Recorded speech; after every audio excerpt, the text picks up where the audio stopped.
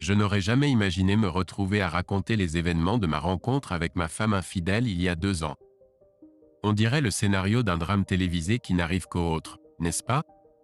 Peut-être que de telles situations sont plus communes qu'on ne le réalise, mais les gens choisissent simplement de ne pas en parler. J'avais trop honte pour me confier à qui que ce soit au début, mais ces actions ne m'ont laissé aucune alternative. J'ai dû la dénoncer publiquement sur Facebook. Laissez-moi vous donner un peu de contexte pour mon récit. Nos chemins se sont croisés pour la première fois dans un parc où je travaillais à temps partiel, promenant des chiens pour gagner ma vie. Je me souviens vivement du jour où nous nous sommes rencontrés. Alors qu'elle courait devant moi, nos regards se sont croisés. Je l'ai saluée et elle s'est arrêtée, enlevant ses écouteurs. Pour ne pas paraître maladroit, je l'ai complimentée sur son apparence. Elle m'a remercié et nous avons engagé la conversation. Elle a mentionné ses efforts pour perdre du poids et j'ai offert des encouragements sur son apparence. Elle a rougi et n'a pas pu cacher son sourire. Notre discussion s'est ensuite portée sur le chien que je promenais, un sympathique Golden Retriever. Elle m'a confié avoir récemment perdu un Poméranien bien-aimé et son désir d'adopter une race de chien plus grande, comme un Golden Retriever, pour des promenades ou des courses. Elle a avoué se sentir quelque peu mal à l'aise par rapport à son poids, malgré ma perception d'elle comme étant magnifique avec ses longs cheveux et sa silhouette généreuse, exactement mon type. À l'époque, elle avait 24 ans et j'en avais 26. Notre conversation a duré environ 30 minutes, et en nous disant au revoir, je l'ai accompagnée jusqu'à sa voiture et nous avons échangé nos numéros, convenant de nous revoir le lendemain. Permettez-moi de vous donner un aperçu de mon parcours, car je pense que c'est pertinent pour mon récit. J'ai immigré aux États-Unis depuis El Salvador à l'âge de 19 ans. Bien que mon anglais ne soit pas parfait, je parle et écris couramment, grâce à ma mère, professeure d'anglais au Salvador. En revanche, elle est née aux États-Unis, mais ses parents viennent du Mexique. Elle a de beaux cheveux noirs, une peau bronzée et le classique physique mexicain attrayant, similaire à celui de Galamante. Quant à moi, je ressemble au joueur de football Rodolfo Zelaya. La semaine suivante, nous nous sommes retrouvés dans un bar et avons approfondi notre connaissance. Au cours de notre conversation, elle a révélé qu'elle venait de mettre fin à une relation et souhaitait prendre les choses lentement. J'ai respecté sa décision et attendu patiemment, car j'étais profondément amoureux. Après 2 mois de fréquentation, je n'ai reçu qu'un bref baiser sur les lèvres, et elle a refusé d'être physiquement intime avec moi. Ma patience s'est épuisée, et quand j'ai demandé la raison, elle a exprimé le besoin d'engagement. J'ai proposé de formaliser notre relation et je lui ai demandé d'être ma petite amie, mais elle l'a jugé insuffisant, invoquant son âge avancé.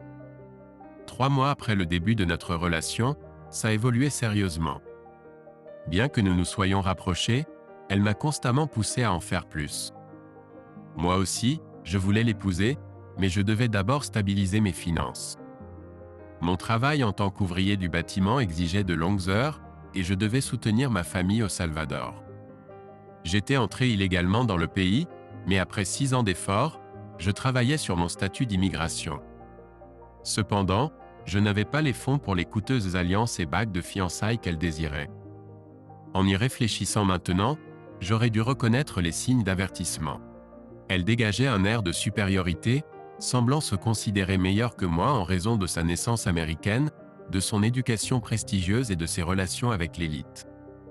Bien que non exprimé, son ton condescendant impliquait une croyance en sa supériorité sur moi.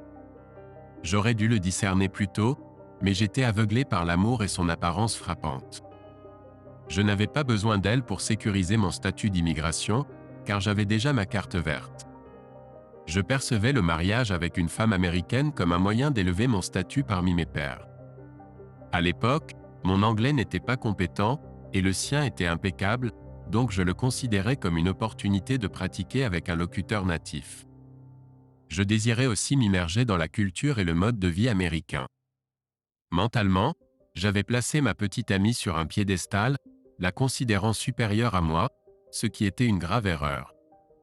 Après avoir travaillé de longues heures, parfois jusqu'à 16 heures par jour, j'ai réussi à économiser suffisamment pour acheter une bague de fiançailles de 4 000 $. Elle avait laissé entendre ses attentes, et je savais que tout ce qui était moins ne suffirait pas. Malgré mes contraintes financières, je l'ai emmenée dans un restaurant chic et j'ai fait ma demande. Elle était ravie, plus que je ne l'avais jamais vue. Alors que je la regardais admirer la bague de fiançailles coûteuse que j'avais achetée, je ne pouvais m'empêcher de réfléchir à la signification de l'objet matériel pour elle, malgré le fait que c'était un moment magnifique.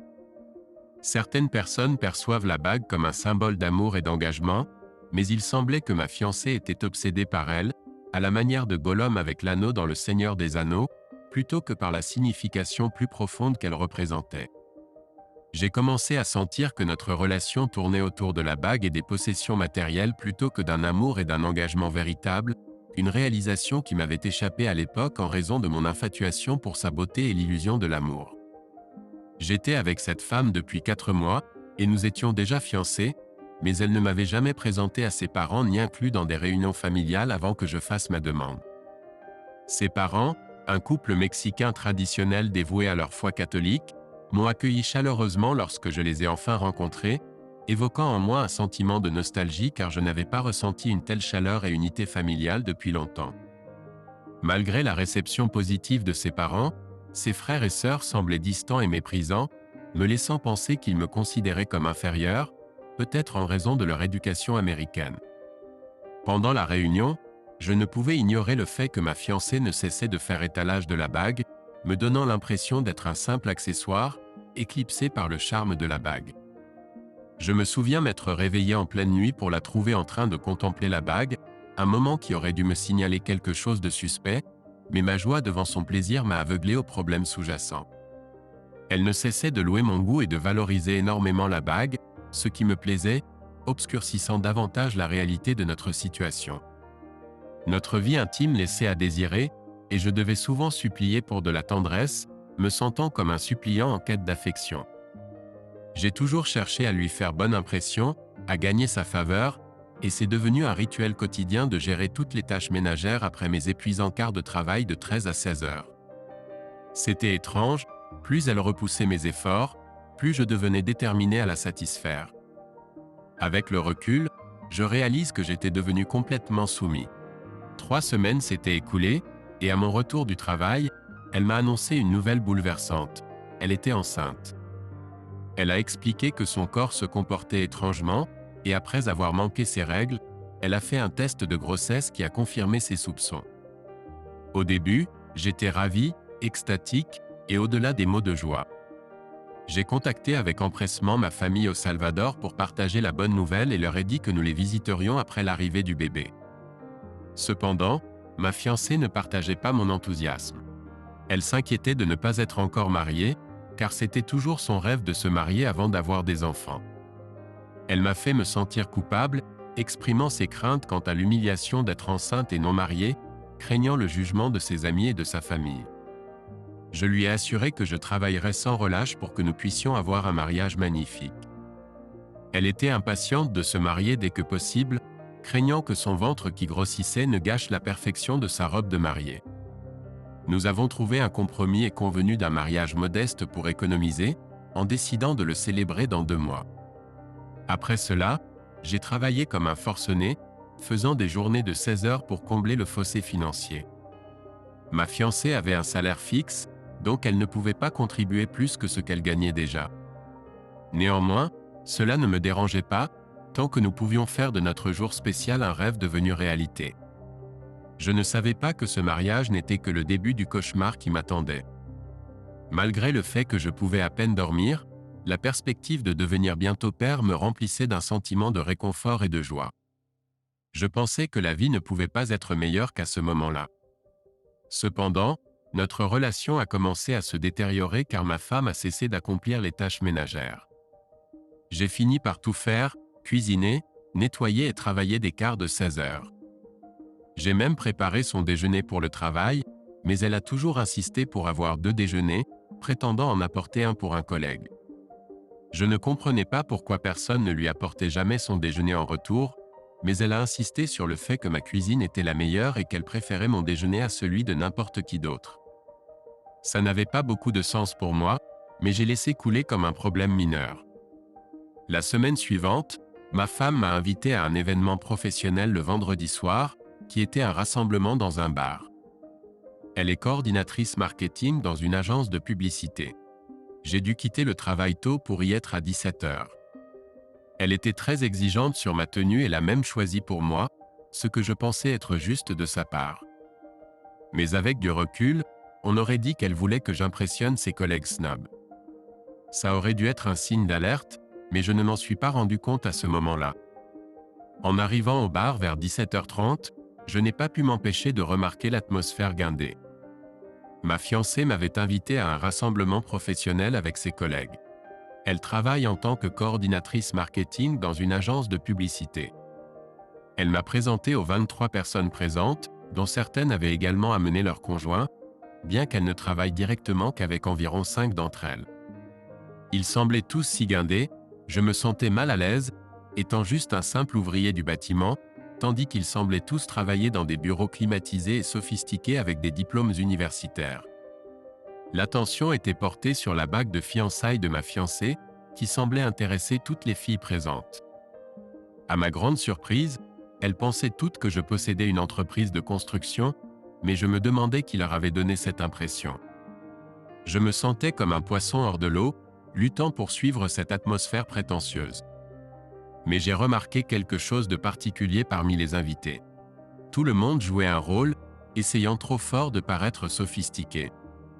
Après le départ de ma fiancée pour socialiser, je me suis retrouvé seul au bar. C'est alors qu'un jeune homme s'est approché de moi, probablement autour de 22 ans. Nous avions déjà échangé des politesses lors des présentations, mais cette fois-ci, il s'est vivement intéressé à mon accent. Il m'a demandé si j'étais originaire du Salvador, et j'ai confirmé ses soupçons. Il m'a alors révélé que ses parents venaient aussi de là-bas, et nous avons ri ensemble des particularités de la culture salvadorienne. C'était un soulagement d'avoir quelqu'un avec qui parler et être moi-même au milieu de tous ces faux-semblants. Alors que nous discutions, le jeune homme m'a mentionné que ses parents venaient de la même région au Salvador que moi, et j'ai réalisé que je connaissais en fait sa famille. En fait, je connaissais certains membres de sa famille élargie mieux que lui. Il m'a dit que son oncle était récemment décédé dans un incident lié à un gang, et j'en avais aussi entendu parler par des gens là-bas. Il a mentionné qu'il voulait se rendre au Salvador pour les funérailles. Alors qu'on discutait, on avait l'impression d'être deux amis perdus de vue depuis longtemps qui se retrouvaient enfin. Après 1 heure, nous avons fini par aborder le sujet de ma future femme et de son travail. Il m'a demandé quand j'avais prévu de me marier, et j'ai mentionné dans environ 2 mois. Puis il m'a demandé depuis combien de temps j'étais avec ma fiancée, et je lui ai dit presque 5 mois. Soudain, son attitude a changé, et il avait l'air inquiet. Il a marqué une pause et m'a dit qu'il devait me dire quelque chose, mais je ne devais pas lui dire que c'était de sa part. Il a insisté sur le fait qu'il me le disait seulement parce que nous étions comme des frères. Alors qu'on discutait, j'ai senti un lien se créer entre nous, comme si nous étions des frères perdus de vue. Notre conversation a dévié vers ma femme et son travail. Il m'a demandé quand je me mariais, et j'ai mentionné le projet de le faire dans 2 mois. Quand il a appris que je connaissais ma fiancée depuis presque 5 mois seulement, il semblait inquiet. Après un moment de silence, il m'a révélé quelque chose qui m'a profondément secoué. Il a dit qu'il avait quelque chose à me dire à propos de ma femme, mais il ne voulait pas qu'elle sache que c'était de lui. Il a justifié cela en disant que j'étais comme un frère pour lui. Il m'a fait signe de regarder un groupe de gars en me disant qu'il travaillait avec eux et qu'il avait le pressentiment que le blondinet fréquentait ma fiancée. J'étais surpris, ressentant un mélange de choc et d'embarras, mais j'ai essayé de rester calme même si je me sentais comme un imposteur en jouant au dur en provenance du Salvador dans ma belle veste bleue. Ce gars que je connaissais à peine me lâchait une bombe en me disant que son collègue couchait avec ma future femme. Malgré la gravité de la situation, j'ai réussi à rester calme et à écouter attentivement. Avec un air préoccupé, il m'a chuchoté que ma femme visitait fréquemment son département sans raison valable. Quand je lui ai demandé depuis combien de temps cela durait, il a répondu avec hésitation que cela durait depuis environ 1 an, mais qu'il n'était pas sûr de la durée exacte. Il a expliqué que le gars avec qui elle passait du temps était un séducteur bien connu qui était ami avec toutes les femmes de l'entreprise, la plupart étant déjà en couple. Il m'a dit que son lieu de travail était comme une maison de fraternité où les jeunes s'amusent avec toutes les femmes mariées comme si c'était la norme et que la plupart des gars sont en compétition pour voir qui peut séduire le plus de collègues féminines. Il a ajouté que ce qui faisait ressortir ma femme, c'était son intérêt pour ce gars et son manque de discrétion, faisant des choses comme lui apporter son déjeuner, essayer de lui tenir la main, voire flirter avec lui en public. J'étais choqué et confus. Je ne pouvais pas croire que ma femme faisait tout ça pendant que je travaillais dur pour nous. Il m'est apparu que peut-être la raison pour laquelle elle me demandait toujours de préparer 2 déjeuners était pour nourrir aussi ce gars. Mes collègues se moquaient de moi pour avoir préparé le déjeuner de ma femme, mais ils ne savaient pas que je préparais aussi un repas pour son éventuel amant. C'est drôle comment les choses se passent. Le gars que je venais de rencontrer m'a dit de ne pas paniquer ou de ne pas le dénoncer, car s'il apprenait que j'avais tout révélé à ma femme, il pourrait perdre son emploi en un instant. Il m'a prévenu que c'était comme une fête de fraternité à leur lieu de travail et que si je racontais des histoires, les gens pourraient facilement se liguer contre lui. En tant qu'ancien membre de gang, je sais ce qu'il veut dire. Je ne pouvais pas le remercier assez d'avoir éclairé ma lanterne sur la situation. Alors que j'écoutais mon nouvel ami révéler la vérité sur l'infidélité de ma femme, j'ai décidé de garder pour moi le fait qu'elle était enceinte. Je ne voulais pas compliquer davantage les choses ni risquer qu'il retienne des informations supplémentaires s'il l'apprenait. J'ai fait signe au barman pour plus de shots, mais mon nouvel ami m'a conseillé d'arrêter de boire car cela pourrait obscurcir mon jugement. Il a compris la gravité de la situation et m'a conseillé de prendre le temps de réfléchir. Je ne pouvais pas m'empêcher de fixer le gars avec qui ma femme pourrait coucher. Chaque muscle de mon corps était tendu et j'ai dû résister à l'envie d'aller là-bas et de lui arracher la tête, mais mon compatriote m'a conseillé de ne pas boire trop et j'ai écouté. Je suis resté silencieux et sobre, prenant le temps de digérer ce que j'avais appris. Il m'a assuré qu'il savait que j'avais besoin d'espace et qu'il allait rejoindre ses amis. Nous avons échangé nos numéros avant qu'il ne s'éloigne dans la foule. Je ne pouvais pas me défaire du sentiment que rencontrer mon compatriote salvadorien à la fête n'était pas une coïncidence. C'était un destin qui nous a réunis pour révéler la vérité sur l'éventuelle infidélité de ma femme. Ce sont des moments comme ceux-ci qui renforcent ma foi en Dieu, car je ne crois pas aux rencontres fortuites. Tout au long de ma vie, depuis mes modestes débuts jusqu'à la poursuite du rêve américain, il y a toujours eu des gens pour me guider. Je crois que Dieu ne me mettra pas dans une situation que je ne pourrai pas gérer. J'ai affronté des défis plus difficiles que ça et je sais que je m'en sortirai. Quand nous sommes enfin rentrés chez nous ce jour-là, mon esprit était rempli de pensées sur ce que mes compatriotes m'avaient dit. Cela a été aggravé par le fait que pendant la réunion, ma femme ne pouvait pas détacher son regard du gars que mes compatriotes avaient mentionné. Je ne pouvais m'empêcher de me demander si mon compatriote avait raison ou si c'était juste mon esprit qui me jouait des tours. En rentrant chez nous, ma femme a remarqué que j'étais plus silencieux que d'habitude et m'a demandé ce qui n'allait pas.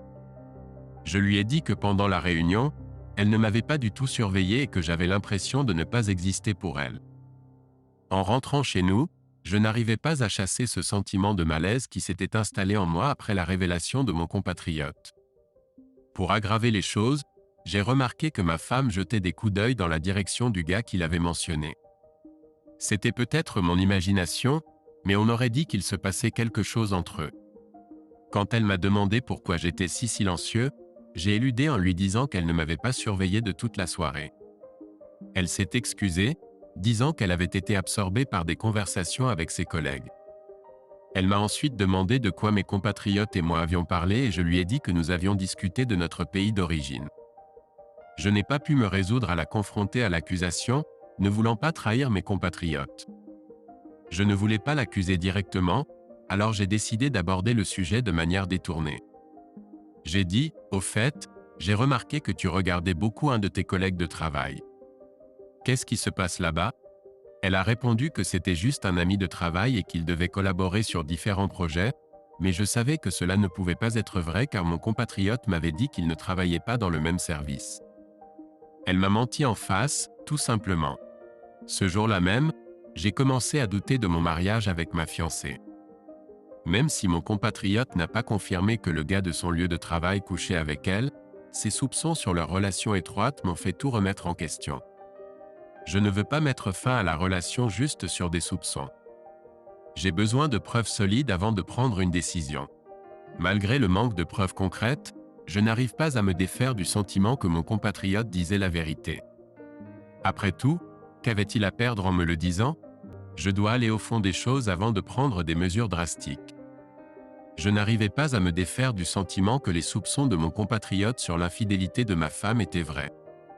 Pourquoi risquerait-il son travail pour me mentir? Me demandai-je. Ce n'est pas le genre de choses que l'on invente à un autre homme. Le lendemain, j'ai décidé d'envoyer un message à ma femme en ne lui préparant pas son déjeuner avant de partir.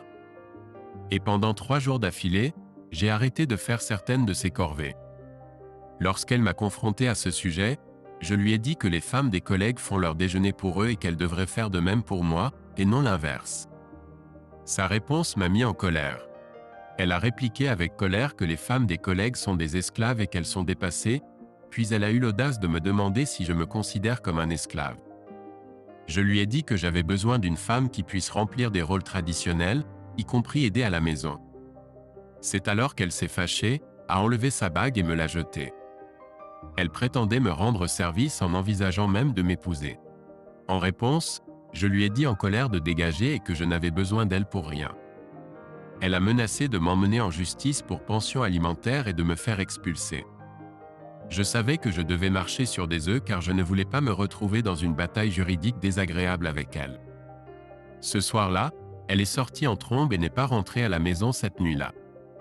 Je m'inquiétais pour sa sécurité, mais je craignais aussi les conséquences potentielles. Les femmes ont tendance à avoir le dessus dans le système judiciaire familial ici, et si elles décidaient de porter des accusations contre moi, je pourrais être dans de sérieux ennuis. Étant un immigrant, même avec un statut légal, la situation était encore plus précaire. Retourner au Salvador n'était pas une option pour moi après tout ce que j'avais enduré. J'ai essayé de l'appeler à plusieurs reprises tout au long de la journée, mais elle a refusé de répondre. Le lendemain, je me suis confié à l'un de mes collègues de confiance au sujet des problèmes avec ma femme. Il m'a conseillé d'arrêter d'appeler et de la poursuivre car il avait le sentiment qu'elle reviendrait d'elle-même. Lorsque je lui ai demandé comment il le savait, il m'a dit que c'était ma femme qui voulait le mariage en premier lieu et que le désir d'être ensemble grandissait en elle et qu'elle ne pouvait pas y résister. Il a suggéré que je devrais agir comme si tout était normal et ne pas la supplier de revenir, que j'avais tous les atouts dans cette situation. Je n'étais pas convaincu par les conseils de mon collègue, mais j'ai décidé de tenter ma chance. Quand je suis rentré du travail, ma femme était là, mais elle ne m'a pas dit un mot. Elle m'a croisé dans la cuisine, s'attendant probablement à ce que je commence à la supplier de pardon, mais je ne l'ai pas fait. Au lieu de cela, j'ai choisi de l'ignorer et j'ai dormi sur le canapé pendant qu'elle prenait la chambre. C'était un geste audacieux, mais je devais faire quelque chose pour lui montrer que je n'allais pas la laisser contrôler la situation. Dès que je me suis levé, j'ai préparé mon propre déjeuner et j'ai omis de préparer le sien. En rentrant du travail, je l'ai vu grignoter des chips et regarder la télé sans me saluer ou même reconnaître ma présence. J'ai rendu l'appareil et j'ai agi comme si elle était un fantôme. Alors que j'étais dans la cuisine, elle s'est approchée de moi et a dit « Donc tu me fais la tête maintenant ?» Sans dire un mot, je continuais à l'ignorer et je la laissais déverser sa colère sur la façon dont mon comportement pourrait la pousser à annuler le mariage. Je ne pouvais m'empêcher de penser qu'elle avait déjà annulé le mariage dans son esprit, mais en jetant un coup d'œil à sa main, j'ai vu qu'elle avait remis la bague. J'ai gardé mes pensées pour moi car mon silence semblait bien fonctionner. Elle était visiblement contrariée et pensait que je pourrais la quitter, mais j'avais l'impression d'être enfin aux commandes de la relation. Alors que je dormais sur le canapé, j'ai été réveillé en pleine nuit par ma femme qui essayait de se blottir contre moi, et pendant un moment j'ai été faible et je l'ai laissé faire. Elle m'a câliné jusqu'au matin et le lendemain, je ne lui ai toujours pas préparé son déjeuner. L'ignorer devenait difficile, mais j'ai réussi à tenir bon. En rentrant chez moi ce soir-là, elle m'a surpris en préparant quelque chose à manger pour moi, la première fois qu'elle le faisait dans notre relation. Ce n'était pas le meilleur repas que j'ai jamais eu, mais l'effort qu'elle y avait mis m'a ensorcelé. Je n'ai pas pu m'empêcher de rompre mon silence et de lui parler. Elle m'a convaincu de la rejoindre au lit et cette nuit-là, pour la première fois depuis un moment, elle a initié la proximité. J'ai recommencé à préparer mes propres déjeuners, mais notre relation est redevenue normale. Les préparatifs de mariage ont repris et 2 mois plus tard, son père l'a fièrement conduite jusqu'à l'autel. C'était une petite mais belle cérémonie. Ma femme était magnifique dans sa robe blanche et une petite bosse de bébé montrait notre petit trésor à venir. Tout semblait parfait et je ne voulais pas le gâcher en confrontant ma femme aux accusations de mon compatriote. Je n'avais pas de preuves et elle les nierait probablement, et si mon compatriote avait tort? Je ne voulais pas risquer de perdre ma femme et mon enfant, alors je suis resté silencieux à ce sujet. Après notre mariage, mon compatriote l'a appris par le bouche à oreille. Je n'ai pas gardé contact avec lui, mais il l'a découvert quand même. Peut-être a-t-il supposé que je ne le croyais pas et a choisi de rester silencieux pour se protéger. Si j'avais rompu les fiançailles, il m'aurait fourni plus de preuves pour étayer sa revendication. La fête prénatale était terminée et tout le monde était excité pour moi. J'ai dit à mes collègues et à mes parents que j'attendais un petit garçon. Pour être plus souvent à la maison avec ma femme, j'ai travaillé moins d'heures et pris soin d'elle de toutes les manières possibles. Je lui ai fait des massages aux pieds, je l'ai choyée et j'ai tout fait pour la rendre heureuse. Alors que le bébé allait être livré, j'attendais à l'extérieur de la salle d'opération aux côtés de sa famille. L'accouchement s'est bien passé et le bébé a été amené pour nous rencontrer. Au début, j'étais ravi de voir enfin mon enfant, mais en regardant le visage du bébé, je n'ai pas pu m'empêcher de remarquer que le bébé semblait trop clair de peau. J'ai examiné les traits du bébé et j'ai réalisé que le bébé était métis hispanique et blanc, ce qui m'a fait soupçonner que l'enfant n'était pas le mien mais plutôt le produit de la relation de ma femme avec son collègue. J'ai scruté l'expression de tout le monde, mais il semblait ignorer ce que je ressentais. Est-ce que je me faisais des idées? Peut-être que les paroles de mon compatriote me perturbaient. Une infirmière a essayé de détendre l'atmosphère en me demandant avec humour si j'avais peur d'être père et ma femme et tout le monde ont ri avec elle. Mais je n'ai pas pu me débarrasser de ce sentiment persistant que quelque chose n'allait pas. En fin de compte, j'ai signé l'acte de naissance et joué mon rôle de père. J'ai même pris une photo du bébé et l'ai envoyée à mes collègues de confiance, y compris mon compatriote, leur demandant de confirmer ce que j'avais vu. Après l'affirmation de mon compatriote et la confirmation de mes collègues, je n'ai pas pu me débarrasser du soupçon que mon nouveau-né n'était pas le mien. J'ai acheté un kit de test de paternité ADN chez Walgreens avant de ramener le bébé à la maison. J'ai utilisé les écouvillons buccose indolores sur moi et le bébé pendant ma semaine de congé pour aider ma femme à s'occuper du bébé. J'ai envoyé les échantillons avec des frais de laboratoire de 1,40 $ et attendu avec anxiété les résultats, qui étaient dus dans 2 jours. J'ai veillé à ne pas alerter ma femme sur le test, car les conséquences de son interception du courrier et de la découverte de la vérité seraient un cauchemar. 2 jours se sont écoulés et j'ai vérifié anxieusement le courrier chaque heure, mais les résultats ne sont arrivés que le 4e jour. Pendant ces 4 jours, j'ai passé la plupart de mon temps avec ma femme et le bébé, nouant des liens avec lui et espérant qu'il était vraiment le mien. Mais quand j'ai finalement ouvert l'enveloppe, la vérité a été révélée. Le bébé n'était pas le mien. Je n'arrivais pas à le croire, et j'ai dû aller aux toilettes pour pleurer et me ressaisir avant de confronter ma femme infidèle. J'avais trop travaillé pour élever l'enfant de quelqu'un d'autre, et si le test avait été positif, notre mariage aurait été fini. Le mariage pour lequel j'avais tant travaillé, toutes les sueurs et les larmes, tout cela pour rien. Le temps investi était perdu, et maintenant un enfant innocent est pris au milieu de ce désordre. Ma femme m'avait dit une fois pendant l'une de nos disputes que j'avais de la chance d'être avec elle, mais maintenant je réalise qu'elle m'utilisait depuis le début. Le jour où j'ai reçu le résultat du test ADN, ma femme était à la maison en train de se préparer à sortir avec une amie. Je suis sorti des toilettes, l'enveloppe à la main, et je l'ai rappelée pour affronter la réalité. Alors qu'elle lisait les résultats, son visage est devenu rouge et j'ai pu sentir sa confusion face à mon expression attristée. Elle a exigé de savoir ce que c'était, mais j'ai simplement répondu qu'elle savait exactement ce que c'était. Elle n'arrivait pas à croire que j'avais fait un test ADN sur notre fils dans son dos. On aurait dit qu'elle était plus préoccupée par le fait que j'avais fait le test sans son consentement que par le fait que notre fils n'était pas biologiquement le mien. J'ai été surpris par sa tentative de me faire porter le chapeau. Je lui ai dit que ces jours de tromperie étaient terminés et que j'avais atteint ma limite avec notre mariage. Elle a insisté sur le fait que les résultats du test étaient faux et que j'étais le vrai père, prétendant qu'elle n'avait été avec moi que l'année précédente. Je lui ai rappelé que l'ADN ne ment pas et que j'en avais fini avec ses mensonges et sa trahison. J'ai déclaré que je partais cette nuit même et qu'elle devrait trouver le vrai père pour s'occuper de son bébé. Elle est devenue furieuse et m'a accusé d'être lâche d'abandonner un enfant innocent. Elle prétendait que j'étais le père, citant ma signature sur l'acte de naissance. Peu m'importait ce qu'elle avait à dire. Je lui ai dit qu'elle pouvait venir me chercher si elle le voulait, mais je ne voulais plus entendre ses mensonges. La seule vérité qu'elle m'avait jamais dite était son nom. Alors que des larmes coulaient sur son visage, elle m'a supplié de ne pas l'abandonner seule pour élever le bébé. Elle a essayé de me dire que le bébé était le mien, mais je ne l'ai pas cru. Je lui ai rappelé qu'elle m'avait trompé avec l'un de ses collègues et qu'elle aurait dû réfléchir aux conséquences de ses actes avant de me trahir. Elle est restée silencieuse un moment avant de nier qu'elle m'avait été infidèle, mais je connaissais la vérité et je n'allais pas rester pour écouter davantage de mensonges de sa part. Cette nuit-là, j'ai loué un Airbnb, j'ai fait mes valises et j'ai quitté la maison. Je ne voulais rien d'autre d'elle, même pas les meubles. Mise à jour. J'ai réservé un Airbnb pour 25 $ cette nuit-là, mais je n'ai pas pu dormir du tout. J'étais complètement bouleversé, sanglotant toute la nuit, me sentant seul et vaincu. Tout le temps et les efforts que j'avais investis dans la relation n'avaient abouti à rien.